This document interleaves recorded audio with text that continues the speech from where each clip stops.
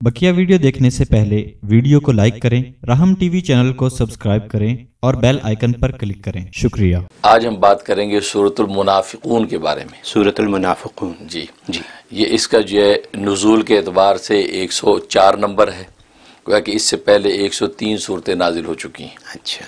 और तदवीन के एतबार से इसका जो है 63 यानी 63वां नंबर है। अच्छा, बहुत फ़र्क है दोनों में। बड़ा फ़र्क है, बिल्कुल जी। तो ये सूरत मुनाफिकून जो है, ये इसलिए इसका नाम मुनाफिकून है क्योंकि इसमें मुनाफिकीन का तज़किरा है। मुनाफिकीन के हवाले से एक वाक़या पेश आया, उसको जिक्र किया गया है और उसी पस मंज़र में ये सूरत नाजिल हुई है। अच्छा। और इसके अंदर जलील आज़म का जिक्र है। जलील आज़म बहुत बड़ा जलील, यानी वो रईसुल मुनाफिकीन अब्दुल्ला इब्ने उबई इब्ने सुलूल जी रईसुल मुनाफिकीन या मुनाफिकों का सरदार, बड़ा बदबख्त और खबीसुल फितरत था। हर वक्त रसूलुल्लाह सल्लल्लाहु अलैहि वसल्लम को अजियत पहुँचाता, अहले इस्लाम के बारे में ऐसी बातें करता, लेकिन बना हुआ मुसलमान था, बज़ाहिर था मुनाफिक जी। उसकी ज़िल्लत का तज़किरा इसके अंदर, इसलिए इसका उन्वान जो है जलील आज़म हुआ। ये कि कबीला था बनी मुस्तलिक, उनके बारे में हज़रत सल्लल्लाहु अलैहि वसल्लम को इत्तला मिली कि उसका जो सरदार है हारिस इब्ने अबी ज़िरार, वो जो है वो एक गिरोह जमा कर रहा है, फ़ौज जमा कर रहा है मदीने पे हमला करने के लिए। अच्छा। तो जब ये इत्तला हज़रत सल्लल्लाहु अलैहि वसल्लम को मिली तो आपने एक सहाबी बुरैदा असलमी रज़ी अल्लाह तआला को भेजा कि मालूमात लेके आओ। जब जाकर उन्होंने मालूमात ली, कहा जी खबर बिल्कुल सही है, वो हारिस इब्ने अबी ज़िरार जो तैयारी बांध रहा है मदीने पे हमले की। तो जब ये सुना तो आपने फरमाया साहबा कि तुम तैयारी बांधो, हम पहले हमला कर देते हैं। अच्छा। चुनांचे हज़रत सल्लल्लाहु अलैहि वसल्लम बनफ़्स नफ़ीस उसमें शरीक हुए और ज़ैद इब्ने हारिसा को जो है पीछे मदीने का जो है गवर्नर बना दिया और अपना जो लश्कर लेके चले। 30 जो है वो घोड़े थे जिनके ऊपर जो है वो 20 जो है वो मुहाजिरीन और 10 अंसार। तो ये लश्कर लेके आप खुद रवाना हुए और वहाँ उनको तेज़ रफ्तारी से गए और हमला कर दिया। वो लोगों को उनको ये अंदाज़ा ही नहीं था कि ये क्या हुआ, वो भी अपने मवेशियों को पानी पिला रहे थे। तो जब हमला ज़ोरदार हुआ तो वो संभल न सके, तो वो जनाब उसमें मारे गए। 10 लोग उनके बड़े अहम लोग मारे गए, बाकी गिरफ़्तार हुए। और माल गनीमत में तकरीबन जो है वो 2000 ऊँट और 5000 बकरियाँ माल गनीमत में आईं और 200 घराने जो गिरफ़्तार हुए। अच्छा, इस ग़ज़वे में मुनाफ़िकों का एक बहुत बड़ा गिरोह भी तैयार हो गया जो आज तक किसी ग़ज़वे में नहीं गया था। अच्छा। इस ग़ज़वे में इस नीयत से गया कि इसमें जो है बहुत माल गनीमत मिलने का इम्कान है। अच्छा। लिहाजा वो शरीक हो गया, माल गनीमत मिलेगा। और वाकई वही हुआ कि माल गनीमत खूब हाथ आया। उन मुनाफ़िकों का जो सरदार था वो अब्दुल्ला इब्ने उबई इब्ने सुलूल है, तो ये भी साथ गए थे। हज़रत सल्लल्लाहु अलैहि वसल्लम ने जब ये फ़तह हासिल कर ली तो फिर कुछ दिन वहीं ठहर गए। तो वहाँ एक जो कुआँ था मुरैसी, तो मुरैसी के नाम से कुआं, उसके करीब आपने पड़ाव डाला और वहाँ चंद दिन ठहरे। तो वहाँ पर एक मुहाजिरी और एक अंसारी का जो है वो मुठभेड़ हो गई, झगड़ा हो गया किसी बात पे, वो पानी पे झगड़ा हुआ। अच्छा। तो जब झगड़ा हुआ तो मुहाजिर जो था, उस मुहाजिर साहबी ने जो उसको लात मारी अंसारी के, अंसारी ने जो है या लल अंसार कह के अंसारियों को पुकारा। अच्छा। हाँ, जब मुहाजिर जो साहबी थे उन्होंने या लिल मुहाजिरीन कह के उनको पुकारा, तो मुहाजिर अंसार सारे इकट्ठे हो गए, यानी साहबा है, मुसलमान है, अब आपस में लड़ाई के लिए तैयार हो गए जी। अब ये आवाज़ें हज़रत सल्लल्लाहु अलैहि वसल्लम ने अपने खेमे में सुनी तो आपने फरमाया कि ये बदबूदार ये आवाज़ कहाँ से आई। बाहर निकले, कहा जी ये बात हो रही है। आपने फरमाया दाऊहा फ़इन्ना मुन्तिना, कहा ये असबियत की बातें छोड़ो, मैं मुहाजिर मैं अंसार, ये बदबूदार बातें, खबरदार इसको दोबारा रिपीट ना करो। और वो आपने झगड़ा जो है रफा दफा किया। अब्दुल्ला बिन जाबिर रज़ी अल्लाह तआला फरमाते हैं कि वाकई ये जो ऐसी बदबू जो होती है बुरी बात की, वो बदबू ज़ाहिर भी होती है, वो ज़ाहिर हुई और हमने महसूस की। अब वो सुलह सफ़ाई जब हो गई तो वो जो अब्दुल्ला इब्ने उबई इब्ने सुलूल जो था रईसुल मुनाफ़िक़ीन, उसको मौका मिल गया बातें बनाने का। उन्होंने कहा देखा, ये अंसारियों को कहने लगा देखो तुमने मुहाजिरों को सर चढ़ा लिया, वो आए मुहाजिर बन के आए, लुटे फुटे, तुमने घर बार दे दिए, कारोबार दे दिए, अच्छा भला ये इस्टेब्लिश हो गए और आज तुम्हें आंखें दिखाते हैं और तुम्हारे ऊपर हाकिम बन गए, क्योंकि खुद भी गोया कि मदीने का मकामी था जी। कहीं हमारे ऊपर आके ये हुकूमतें करते हैं।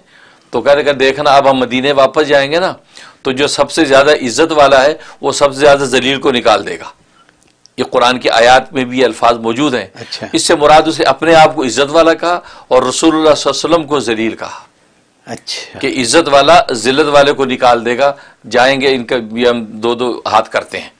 یہ بات کی. یہ بات جو ہے زید بن ارقم ایک صحابی ہیں، وہ سن رہے تھے. جی انہوں نے جا کے رسول اللہ صلی اللہ علیہ وسلم کو شکایت کی کہ وہ نالائق نے یہ بات کی ہے. جی فرمایا اچھا آپ نے عبداللہ ابن ابی ابن سلول کو بلایا، کیا تم نے یہ بات کی ہے؟ کہا نہیں، وہ قسم کھا گیا نہیں جی میں تو کی، صاف جواب دے دیا. اچھا حضرت صلی اللہ علیہ وسلم سمجھا کہ یہ زید بن ارقم کو کوئی غلط فہمی ہو گئی ہے، تو اس نے نہیں کہا ہوگا کہ وہ اتنا صاف صاف جھوٹ کیسے بول دیا اس نے. آپ نے کہا چلو چلو رفع دفع. اب اس کا زید بن ارقم کو بڑا صدمہ، کیونکہ وہ مخلص صحابی تھے بالکل، اور میں جھوٹا پڑ گیا رسول اللہ کے سامنے، اور اس ظالمی نے صاف چیٹا انکار کر دیا. اب ان کو بڑا دل پہ بوجھ. اب وہاں سے جب واپس مدینہ کی طرف یہ لشکر واپس لوٹا ہے تو مدینہ سے پہلے یہ صورت نازل ہو گئی، اور اس کے اندر حقائق اللہ نے کھول دیے کہ گویا کہ وہ زید ابن ارقم صحابی ٹھیک کہہ رہا ہے اور یہ بدبخت جھوٹا ہے، اور اسے یہ بات کہی ہے. جو الفاظ کہتے وہ ساری آیات اتر آئیں کہ اس نے یہ بات کہی. اب نبی کریم صلی اللہ علیہ وسلم نے اس کو بلایا، پکڑا کہ یہ تم نے کیا حرکت کی. اس سے پہلے یہ ہو کہ جب اس نے یہ بات کہی تھی اس سے اس کا بیٹا بھی پاس کھڑا تھا. اس کے بیٹا کا نام بھی عبداللہ ہے، لیکن وہ مخلص صحابی ہے، اچھا بڑا شدائی مسلمان تھا. اسے جب یہ بات سنی اس سے باپ کا گریبان پکڑ لیا، کہا کہ ابا جب تک تو یہ نہیں کہے گا کہ میں ہی ذلیل ہوں، رسول اللہ نہیں ہے، میں ہی ذلیل ہوں، تو میں تمہیں چھوڑوں گا نہیں. یہ بات کہی. اب اس پر یہ ہوا کہ وہ جب تک اس نے کہا نہیں اپنے آپ کو ذلیل، اس وقت تک بیٹے نے چھوڑا نہیں. اس نے اپنے آپ کو کہا نہیں میں ذلیل ہوں، رسول اللہ تو عزیز ہے، میں ذلیل ہوں. یہ کہا تو پھر وہ واپس مدینہ لوٹے. ادھر نبی کریم صلی اللہ علیہ وسلم نے بلایا کہ یہ تم نے بات کہی. یہ بات حضرت عمر رضی اللہ عنہ کو پتہ چلا تو آپ نے کہا اللہ کے رسول اجازت دیجیے اس منافقی گردن میں اڑاتا ہوں. جی ہاں تو آپ نے فرمایا کہ نہیں ایسا نہیں کرو، اس لیے کہ بظاہر جو ہے یہ مسلمان بنا ہوا ہے، جی اندر سے منافق ہے. اگر میں اس کو قتل کیا تو لوگ یہ کہیں گے کہ محمد صلی اللہ علیہ وسلم یہ اپنے آدمیوں کو قتل کرتا ہے. اب حقیقت حال کو دیکھے گا نہیں تو ہم پر یہ تہمت لگی کہ اس لیے چھوڑ دو، اس کو قتل نہیں کرو. یہ بات ہوئی. ادھر ان کے بیٹے عبداللہ کو خبر ہوئی کہ رسول اللہ صلی اللہ علیہ وسلم کو میرے باپ کے بارے میں مشاورت چل رہی، تو جلدی سے آ گیا آپ کی محفل میں. کہا کہ یا رسول اللہ صلی اللہ علیہ وسلم میں نے سنا کہ آپ جو میرے ابا کے بارے میں کوئی فیصلہ کرنے والے ہیں کہ اس کا سر اڑانا ہے، قتل کرنا ہے، تو مجھے آپ اجازت دیجئے میں خود ہی اس کا سر کاٹ کے آپ کے سامنے پیش کر دیتا ہوں. آپ کسی کو نہ بھیجے قتل کرنے، میں قتل کر کے اس کو کا سر دے دیتا ہوں آپ کے سامنے، اس لیے کہ کوئی دوسرا جائے گا قتل کرنے تو میں وہ باپ کی محبت اور جوش میں کہیں اس کو نہ قتل کر دوں مقابلے میں. وہ ایک فطری چیز ہے. اب میں قتل اس کو کر بیٹھوں گا، وہ مخلص مسلمان ہوگا تو میرے ہاتھ سے کوئی مسلمان قتل ہو جائے گا، تو میں یہ بھی نہیں چاہتا. اب مجھے اجازت دی، میں اپنے باپ جو منافق اس کی گردن خود ہی کاٹتا ہوں. کیا بات ہے. آپ فرمایا کہ نہیں، تمہارا باپ ہے، باپ کو قتل کرنے کی اجازت نہیں، تمہیں میں اجازت نہیں دوں گا. اس کے ساتھ نرم سلوک رکھو، حسن سلوک رکھو، وہ خود ہی اپنے مہلت اور انجام کو پہنچے گا. آپ نے منع فرما دیا، اور اسی طریقے سے اس کی جو ہے اس کو آپ نے جو ہے رفع دفع کیا اور کوئی سزا جاری نہیں کی. لیکن اللہ تبارک و تعالی قرآن کریم میں اس حقیقت کو واضح کر دیا کہ یہی خود ذلیل اعظم ہے کہ جس نے یہ الفاظ کہے، اور پھر کس طریقے سے اللہ تبارک و تعالی نے دنیا میں اس کو رسوا کیا، اور آخرت کے اندر اس کی پکڑ جو ہے وہ ایک الگ ہے، مستقل جو ہے آخرت میں اس پر عذاب نازل ہوگا. تو یہ حقیقت اس کے اندر بیان کی گئی سو منافقون میں، کیونکہ منافقوں کا تذکرہ تھا. یہ اور یہاں تک کہ جو بیٹا ہے وہ اپنے باپ کے خلاف ہو گیا رسول پاک کی محبت میں. بالکل بالکل، یعنی جسمانی رشتے ایک طرف رہ گئے، ایمانی رشتے آگے آگے.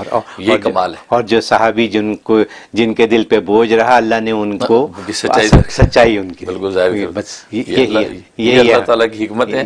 اس سے پتہ ایسے مضامین دیکھ کے پتہ لگتا ہے اللہ اوپر بیٹھے سن رہا ہے. جی جو کچھ ہو رہا ہے اللہ سنتا ہے. جی فوراً اس کے بارے احکام نازل کرتا. اب تو وہی بند ہو گئی، ورنہ اب ہم سمجھے کہ کوئی دیکھتا سنتا نہیں، اللہ میں اسی طرح دیکھتا سنتا ہے جیسے اس زمانے میں دیکھ سن رہا تھا اور رسول کے سینے پہ اتار رہا تھا کہ وہ کیا بول رہا ہے میں نے سن لیا، اس نے کیا دیکھا میں نے دیکھ لیا.